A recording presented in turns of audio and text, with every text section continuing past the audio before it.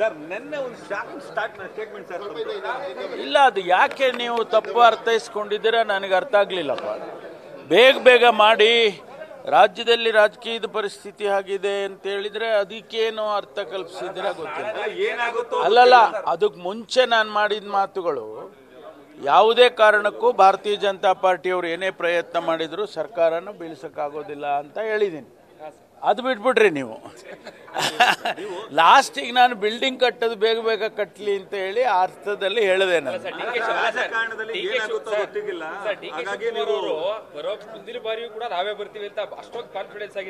ನಾನು ಇದ್ದೀನಿ.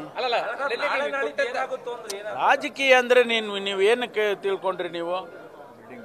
ಅಲ್ಲ, ಬೇಗ ಬಿಲ್ಡಿಂಗ್ ಬರಲಿ ಅಂತ ಹೇಳಿದ್ದು, ಇನ್ನೂ ಚೆನ್ನಾಗಾಗ್ಲಿ, ಮತ್ತೆ ಇನ್ನೂ ಪಕ್ಷ ವಾಪಸ್ಸು ಬರಲಿ ಅಂತೇಳಿ. ಯಾಕಂದ್ರೆ ಬೆಳಿಗ್ಗೆ ಮಾತಾಡುವಾಗ, ಅವತ್ತು ಸಂಜೆ ಮಾತಾಡುವಾಗ ಮೊದಲನೇ ಪ್ಯಾರಾದಲ್ಲಿ ಏನು ಮಾತಾಡಿದೆ ನಾನು? ಸರ್ಕಾರ ಅಸ್ಥಿರಗೊಳಿಸಕ್ ಹೋಗ್ತಾರೆ, ಅದು ಇದು, ನಾವು ಏನು ಗಟ್ಟಿ ಇದ್ದೀವಿ, ಸರ್ಕಾರ ಬೀಳ್ಸಕ್ಕಾಗೋದಿಲ್ಲ ಅಂತ ಹೇಳಿದ್ದೀನಿ. ಅದು ಸರ್ಕಾರದ ವಿಚಾರ.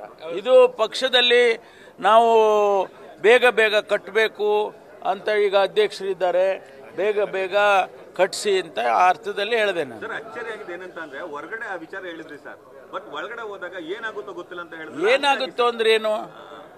ನೀವೇನು ಸರ್ಕಾರ ಬಿದ್ದೋಗುತ್ತೆ ಅಂತಲ್ಲ, ಅದನ್ನ ಯಾಕೆ ಅರ್ಥೈಸ್ಕೋಬೇಕು ಆ ರೀತಿ ಅಂತ ಗೊತ್ತಿಲ್ಲ ನನಗೆ. ನಾನು ಸರ್ಕಾರದ ವಿಚಾರದಲ್ಲಿ ನಾನು ಮಾತಾಡಿಲ್ಲ. ನಾನು ಮಾತಾಡಿದ್ದು ಪಕ್ಷದ ವಿಚಾರದಲ್ಲಿ ಬೇಗ ಕಟ್ಕೊಳ್ಳಿ. ರಾಜಕೀಯಗಳ ಡೆವಲಪ್ಮೆಂಟಿಗೆ ಅಧ್ಯಕ್ಷರಿದ್ದಾರೆ, ನಾಳೆ ಅಧ್ಯಕ್ಷರು ಬದಲಾಗ್ಬೋದು. ಅದನ್ನು ಹಾಗೆ ಯಾಕೆ ತಗೊಳ್ಳೋದಿಲ್ಲ ನೀವು? ಅಲ್ವಾ? ನಾನು ರಾಜಕೀಯ ಮಾತಾಡಿದ್ದು ಪಕ್ಷದ ವಿಚಾರದಲ್ಲಿ, ಸರ್ಕಾರದ ವಿಷಯ. ಕೇಳಿಯಪ್ಪ, ಕೇಳಿ ಅದಕ್ಕೆ ಹೇಳಿದ್ದು ನಾನು. ಅದೆಲ್ಲ ಏನೂ ಮಾಡೋಕ್ಕಾಗೋದಿಲ್ಲ. 136 ಜನ ಇದ್ದೀವಿ. 50 ಕೋಟಿ 100 ಕೋಟಿ ಕೊಟ್ಟರೆ ಕೂಡ ಏನು ಸರ್ಕಾರನ ಕೆಡವಕ್ಕಾಗೋದಿಲ್ಲ ಅಂತ ನಾನು ಆ ಮೊದಲ ಭಾಷಣದಲ್ಲಿ ಹೇಳಿದ್ದೇನೆ. ಮತ್ತೆ ನೀವು ಲಾಸ್ಟಿಗೆ ಪಕ್ಷದ ವಿಚಾರ ಮಾತಾಡುವಾಗ ಅದನ್ನ ತಪ್ಪು ಅರ್ಥೈಸ್ಕೊಂಡಿದ್ದೀರಿ. ಆ ರೀತಿ ಯಾವುದೇ ಬೆಳವಣಿಗೆ ಇಲ್ಲ. ಸರ್ಕಾರ ಸುಭದ್ರವಾಗಿದೆ, ಸಿದ್ದರಾಮಯ್ಯನವರು ಸುಭದ್ರವಾಗಿದ್ದಾರೆ. ನಾವು 5 ವರ್ಷ ಯಾವುದೇ ಒಂದು ತೊಂದರೆ ಇಲ್ಲದೆ ನಾವು ಸರ್ಕಾರವನ್ನು ನಡೆಸ್ತೀವಿ. ಮುಂದಕ್ಕೂ ಕೂಡ, ಮುಂದೆ 28 ಚುನಾವಣೆಗೆ ಹೋಗುವಾಗಲೂ ಕೂಡ ಬಹಳ ಆತ್ಮವಿಶ್ವಾಸದಿಂದ ಹೋಗ್ತೀವಿ. ಪಕ್ಷ ಬರಬೇಕು. ಇಲ್ಲಪ್ಪ, ಏನಿಲ್ಲ. ಸಚಿವರುಗಳು ಮತ್ತೆ ಅವರ ರಿಪೋರ್ಟ್ ಕಾರ್ಡ್ ಕೇಳಿದ್ರೆ ಸಿಎಂ ಅವರು ರೀಶಫಲ್ ಅಂತ ಅದು ಅಲ್ಲಲ್ಲ. ಅದು ನೋಡಿ, ನಮ್ಮ ಪಕ್ಷದಲ್ಲಿ ವರಿಷ್ಠರು ಯಾವಾಗಲೂ ಕೂಡ ಇವರು ನಮ್ಮ ಮಂತ್ರಿಗಳನ್ನ ಅವ್ರ ಕೆಲಸ ಕಾರ್ಯಗಳು ಹೇಗೆ ಮಾಡಿದ್ದೀರಿ ಅಂತ ಇದೇನು ಹೊಸದೇನಲ್ಲ. ಹಿಂದೆ ಕೂಡ ಗುಲಾಮ್ ನಬಿ ಆಜಾದ್ ಸಾಹೇಬ್ರು ನಮ್ಮ ಇನ್ಚಾರ್ಜ್ ಆಗಿದ್ದಾಗ ನಾನು ಅವಾಗ ಹೈಯರ್ ಎಜುಕೇಷನ್ ಮಿನಿಸ್ಟ್ರಿ ಇದ್ದೆ, ನಾವೆಲ್ಲ ರಿಪೋರ್ಟ್ ಕೊಟ್ವಿ. ಅವರು ಬಂದು ಇಲ್ಲೇ ಕೂತ್ಕೊಂಡು ನಮ್ಮನ್ನೆಲ್ಲ ಕರೆಸಿ ಇಂಟರ್ವ್ಯೂ ಮಾಡಿ, ನಿಮ್ಮ ಇಲಾಖೆಯಲ್ಲಿ ಕಳೆದ 1-2 ವರ್ಷದಿಂದ ಏನೇನು ಮಾಡಿದ್ದೀರಾ ಹೇಳಿ ಅಂತ ಹೇಳಿ ಎಲ್ಲ ಮಾಡಿದರು. ಅದು ನಮ್ಮ ಪಕ್ಷದ ಒಳಗಡೆ ಆಂತರಿಕವಾಗಿ ನಾವು ಒಳ್ಳೆ ಆಡಳಿತ ಕೊಡಬೇಕು ಅನ್ನೋ ವಿಚಾರದಲ್ಲಿ ಮಾಡುವಂಥದ್ದು.